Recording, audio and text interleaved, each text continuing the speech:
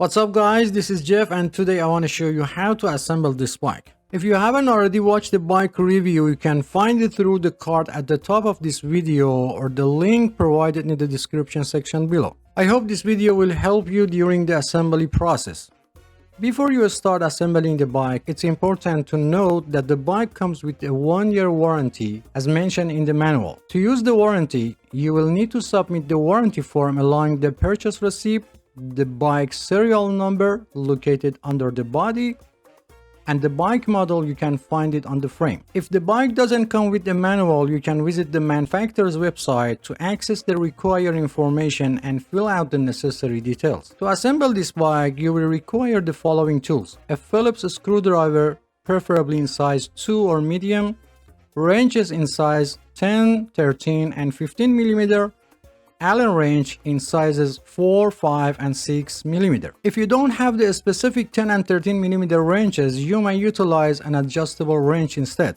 However, it's required to have a 15 mm open-end wrench available. I generally recommended utilizing a 3-way Allen wrench with sizes 4, 5, and 6 mm. These sizes are more commonly employed and can endure significant pressure during assembly. If you need to purchase these tools, I've included a link in the description section below where you can find them at the lowest available price. These bikes are manufactured in China and their measurement system is based on the metric system. However, you can also use inch wrenches if needed. The wrenches may feel slightly loose in some instances, but they are still capable of tightening the screws and nuts.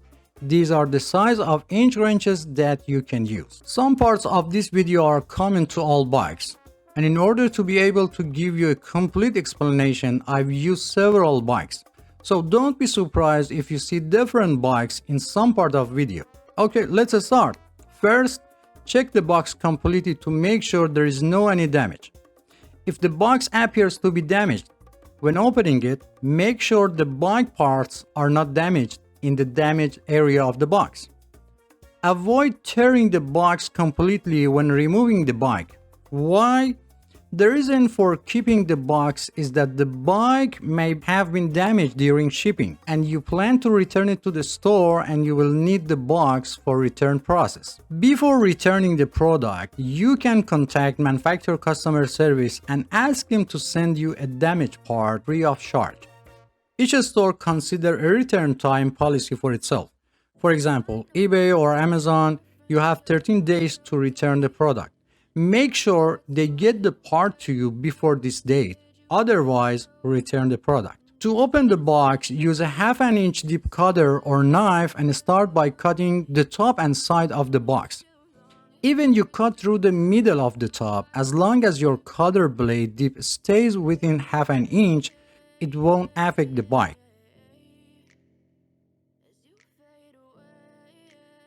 After opening the box, visually inspect the internal components including the wheels, front fork, rear derailleur, and handlebar to make sure they are free of any damage.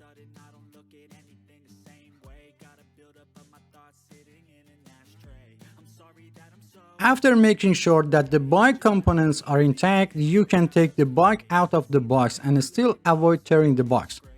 To safely remove the bike, it's recommended to bend your knees slightly and place the box vertically and start taking the bike out in a slow and controlled manner. Pay attention to your posture. Do not put in too much pressure on your back to avoid muscle cramp. After removing the bike from the box, do not forget to check the inside of the box completely and do not throw away until you finish assembling the bike. Many times it happened that a small screw or nut was still hidden inside the box, even under the flaps. For ease of assembly, remove all paper and plastic cover from the bike. However, be careful not to damage the paint on the body when removing them, as this may lead to rust over time. Also be sure to remove any remaining tape from the body, as it will change the bike paint over time. Sometimes, especially for bikes 24 inch and up, removing a bike tire can be challenging. Be careful not to apply too much pressure when trying to remove the tire because it can lead to bent or broken spoke. To successfully remove the wheel, gently push the bike forward and backward while rotating the tire in the same direction to release. In the comments of my previous video, some have asked why I don't use a bike assembly tripod. Well, let me clarify that I assemble bike for regular folks, not experts, and I don't know what percentage of people have a bike tripod. Second question, why do I choose the assembly bike on the floor instead of the table? You know, while a smaller bike like 12 or 16 inch may be manageable on the table, but when it comes to the larger bike like a 24 inch and up, it's a whole different story. Attempting to assemble such a bike on the table would be like trying to fit an elephant into the matchbox. Someone else suggested that I should install the bike seat and handlebar first and then turn the bike upside down to install the front wheel. Dear friends, you have the freedom to choose any assembly method you prefer. There is no limitation. However, with your approach, you would need to readjust the seat and handlebar setting once the bike is returning to its upright position. I would appreciate your comments on this matter as it would be helpful to determine which method is easier overall. For easier assembly, you can lean the rear wheel against a wall or other object. However, as you see, it's not necessary. To determine the correct direction, turn the fork so that the brake system is facing forward. Also, the brake cables should be placed in front or outside of the fork instead of inside or behind the fork. If present, remove the plastic piece from end of the fork. Remove the brake knob or brake noodle, or for caliper brakes or V-brakes, slightly loosen the brake wire anchor nut.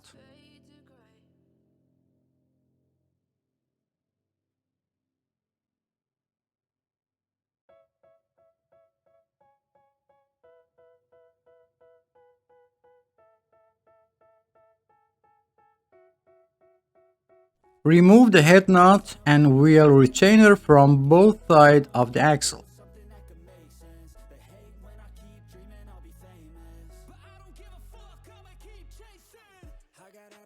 Check the tire and if available, find a direction of rotation of the tire. Lift the bike frame and place the wheel axle in the fork and then open the kickstand. You will notice that the bike is stable, although it's best to always keep one hand on the bike just to be sure. If the fork was bent and you couldn't put the tire in the fork, I made a video and I've put the link in the description section below how to fix it. There is a hole at the end of the fork. Insert the wheel retainer into the hole and tighten the head nut by hand. In only a few limit models, only washers are used for the wheel retainers. Repeat the same process on the other side.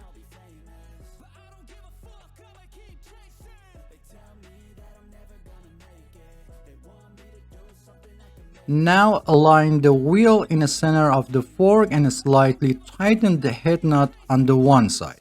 Tighten the nut slightly on the other side, and finally tighten the head nut on each side completely. And don't forget to check the alignment of the wheel during the process.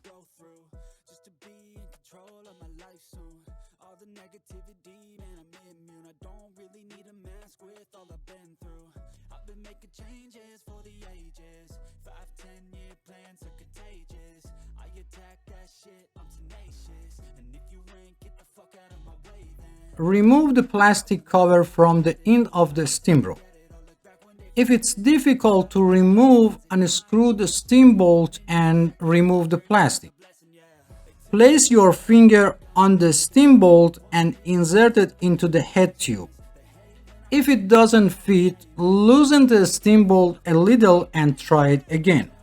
In rare cases, the hole may not align properly and prevent the rod from going in place. If this happens, use an iron file to slightly open the head tube. The height of the handle is adjusted. You can increase the height by half the length of the steam rod.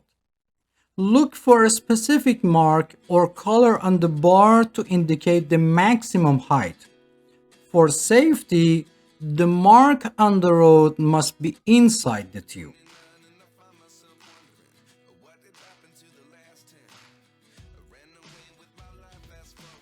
Align the tire with the handlebar and tighten the screw on the stem to secure the handlebar in place.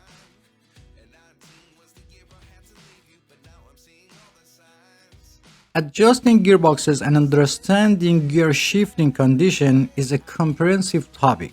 I've included a link to further information in the description section below.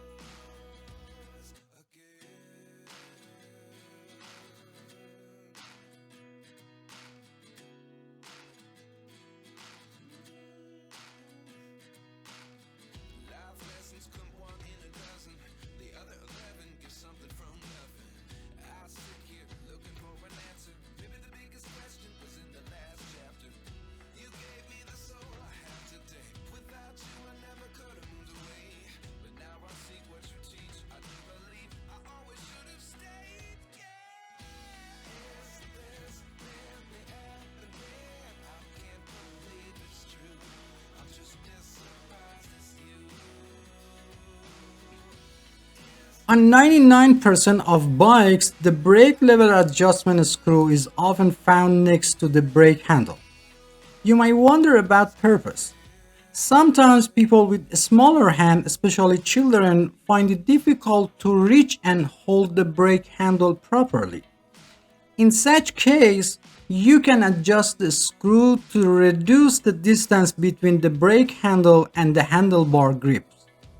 If necessary, start by loosening the anchor nut that holds the brake's wire. Then tighten the screw on the brake handle.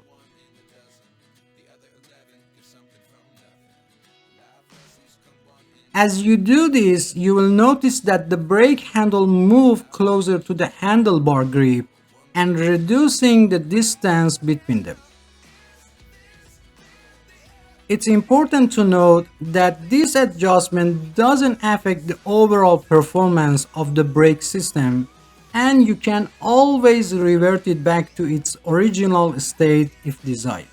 If the reflector is loose, align it horizontally and tighten it with the Phillips screwdriver. However, be careful not to over-tighten the screw because it may cause the reflector to break.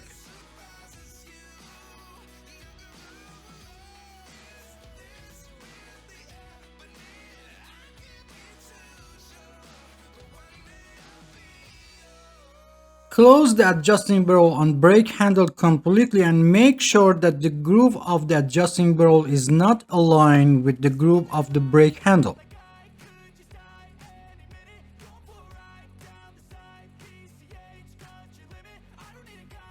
If the brake wire is not already loosened, loosen the anchor nut that's holding the brake wire.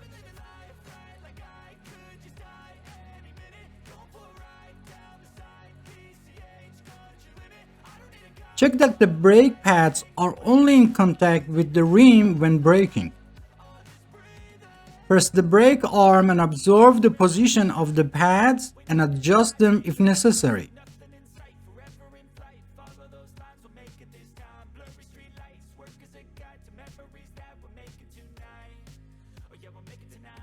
To tighten the brake pads, use your thumbs to hold the pads in place as you're tightening them. This prevents the pad from rotating during tightening.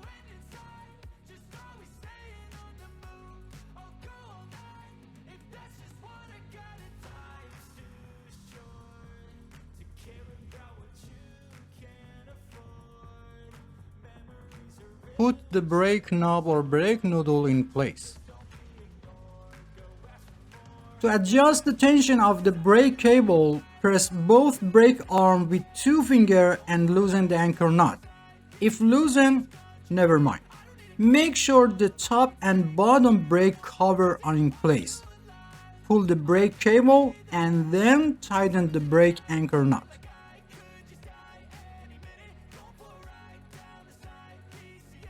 If the brake arms don't move together, start by loosening the two tension screws until they are completely loose but still hold in place.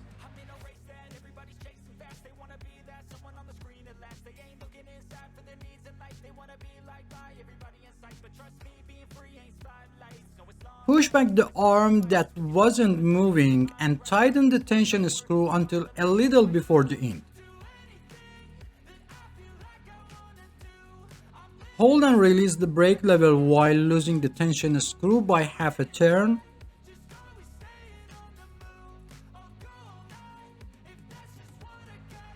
Repeat this process of holding and releasing the brake and loosen the tension screw until both arms move together. Finally, when both arms move together, slightly tighten the tension screw on both sides to make sure it stays in place and won't come off. Test the brake by moving the front wheel and pressing the brake lever to make sure the brakes are set correctly. If the rim is warped or bent, I made a video on how to fix it and I've put the link in the description section below. Ideally, the distance between the brake lever and a grip should not be less than half a full size.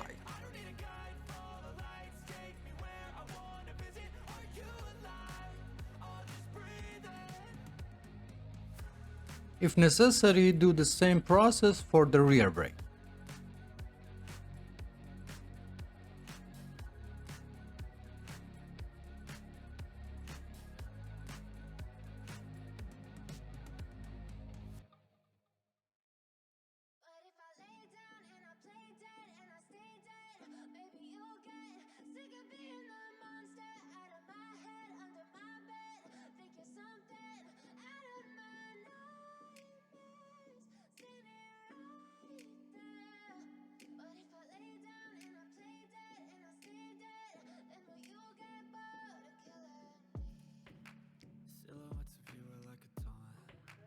Never really know just what you want. With you I don't ever feel calm. I can feel the sweat inside my palm. Play with me like cats and a string. You don't understand the pain it brings. You don't ever wanna give me wings. To install the pedals, find the right side of the pedal by checking the letters R or L labeled on the pedals. If there is no label, look for engraved letters on the bottom of the metal part. If the chain has came off the sun wheel or sprocket, reinstall it by placing it on the sprocket with your thumb and turning the pedal once.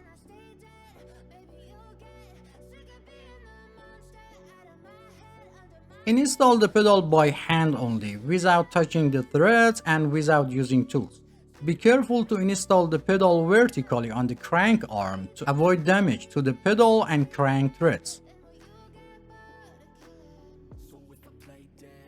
For the left side, turn it counterclockwise, or easy way, turn it toward the front of the bike. After making sure the pedal is in the correct position, turn it a few times by hand, then while holding the rear wheel, use a 15mm wrench to tighten it. In rare cases when the pedal cannot be installed, first install the pedal on the other side.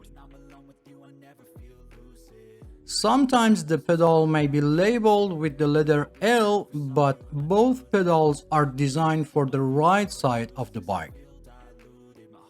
If it's not installed on the opposite side, go back and install the pedal from the inside of the crank arm in the opposite direction to the rear of the bike. This is done when the pedal or crank thread is damaged, and reversing the installation direction will help rebuild the thread paths for proper installation. Also, if the pedal installed in this position, then you know you have selected the right pedal.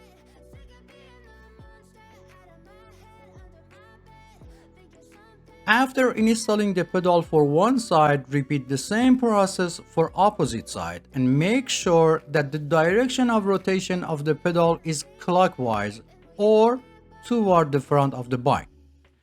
It doesn't matter if it's right or left. always install them toward the front of the bike. If your wrench gets stuck after tightening the pedal, to remove, push the wrench toward the outside of the crank arm and release it at the same time.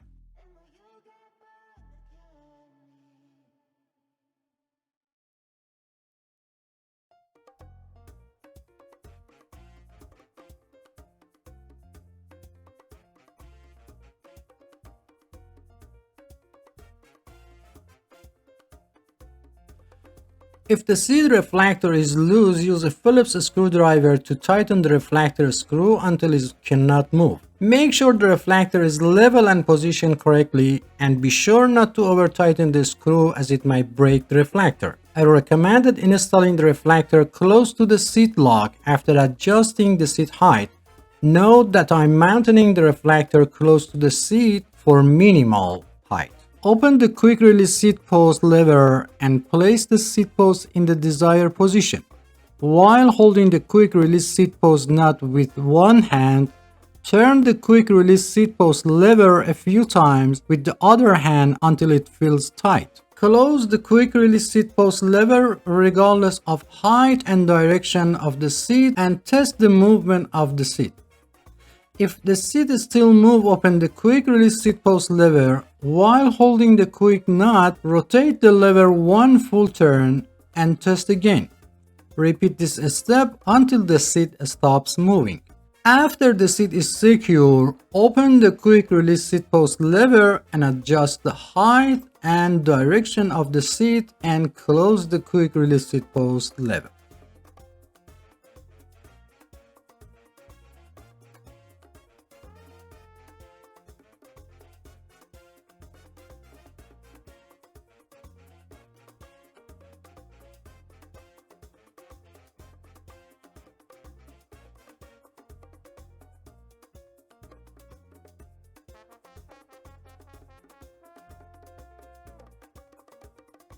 If the seat continues to move after locking, you may need to tighten the seat clamp nuts. Also, if the seat angle needs to be adjusted, loosen the seat clamp nuts a little, change the seat angle, and tighten the nuts again. The height of the seat can be adjusted according to the two age group of people under 18 years old and people over 18 years old.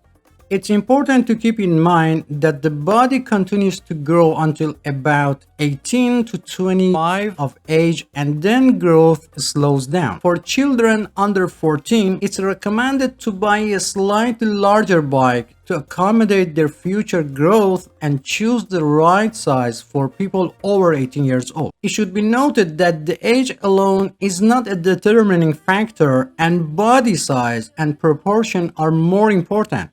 Some people may be 10 years old but have the same body size as a 13 years old. For bikes with training wheels, it's enough for children's toes to touch the pedals and they can turn them. For bikes without training wheels, the seat height is considered appropriate if toes can touch the floor while sitting on the seat, or one foot should be firmly on the ground while the heel of the other foot is flat on the pedal, or one foot should be on the ground while the toes on the other foot are placed on the pedal and the foot is slightly bent. If for any reason the seat post falls into the seat tube, turn the bike upside down and gently tap the bike body to remove the seat post. Another solution to prevent the post from falling inside the seat tube is to install the seat post alone first and then attach the seat. This eliminates the possibility of the seat post falling into the pipe during the installation. At the end, it's necessary to check the work done and make sure that all bolts and nuts are properly tightened. When inflating tires, some people inflate the tire to the amount of air indicated on the tire. However, it's important to note that the value displayed on the tire represents the maximum air pressure that the tire can withstand. For most bikes, the recommended air pressure is between 25 to 35 psi. In another way, after inflating to 20 psi, sit on the bike to check the tire pressure. If the tire is not fully inflated, increase the amount of the air. Remember, the weight of the cyclist determines the amount of the tire inflation. To inflate the tire, first remove the valve cap and then put the air pump head on it. Sometimes this is difficult because by pressing the tube valve, the valve goes inside. If the tire is slightly inflated, first deflate it completely. Press your thumb on the back of the valve and place the air pump head on it. Inflate the tire halfway and make sure the tire is still on the rim. If part of tire pops out, release some air pressure, put the pops out area back inside the rim and reinflate it again.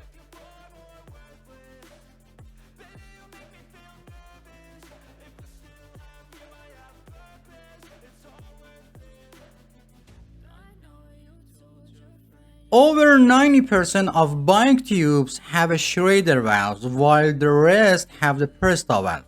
For Presta valve, you either need an air pump that supports this type of valve, or you need a converter to conversion Presta valve to Schrader valves. To inflate the Presta model, first tighten the nut holding the valve on the rim, then remove the valve cap and open the nut above the valve all the way.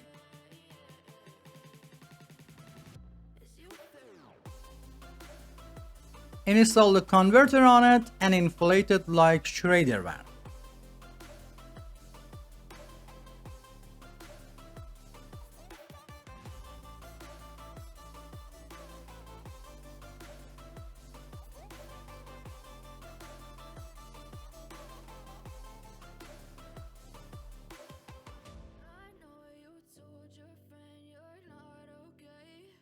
After inflating, first remove the air pump head, then remove the converter and close the nut above the valve again.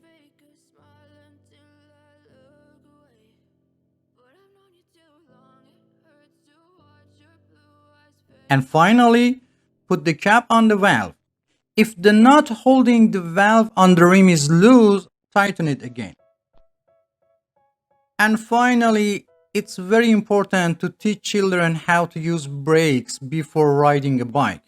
Many accidents of children with trees or walls happen because they are not familiar with the braking system. So spend at least 10 minutes and teach them, and don't forget the helmet.